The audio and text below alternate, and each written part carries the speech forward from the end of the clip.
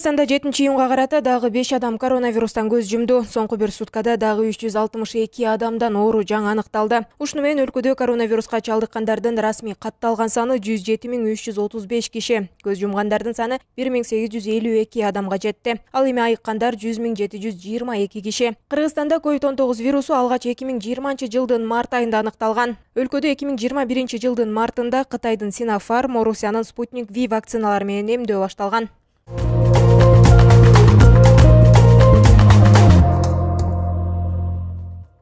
Бишкек шаардык мэриясынын басма сөз кызматы көпчүлүк маршруттук таксилер 6-июндан тартып каттамга чыккандыгын билдирди. Мэриядан билдиришкендей, жол кире акысы шаардык кеңеш маселени карамайынча 10 сом бойдон калат. Өзүн билемдик менен жол кирени көтөргөн айдоочулар, жүргүнчүлөрдү тейлеген фирмалар мыйзам алдында жоопкерчиликке тартылат деп айтылат маалыматта. Айдоочулар жол кирени көтөрүлүшүн талап кылып 2-июндан тартып жапырт иш таштаган. Алар ушул жылдын январь айында да нааразычылык акциясын уюштуруп, иш таштаарын айтышкан. Мэрия 1-майга чейин маселени чечүүгө убада берген.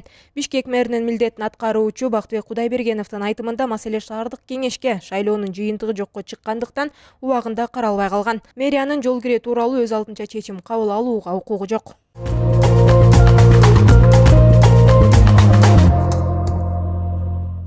Кыргызстандын маданиятына эмгек сиңирген ишмер, белгилүү куудул сатирик Рахман Разыков 6-июндан 7-июнга караган түнү дүйнөдөн кайтты. Жакындарынын билдиришинче, ал пневмония болуп ооруканада жаткан. Разыков 1955 12 майда Ош облусунун Кара Суу районунун Ташыров колхозунда, азыркы Савай айылында туулган. Куудул Таң жылдызы, Бешилик, Беш кемпир, Беш тапан сыяктуу бир канча топторду негиздеген. Сатирадан тышкары ыр да жазгандыгы белгилүү. Разыков чыгармачылыктан тышкары саясий көз карашындагы активдүү билдирип турган.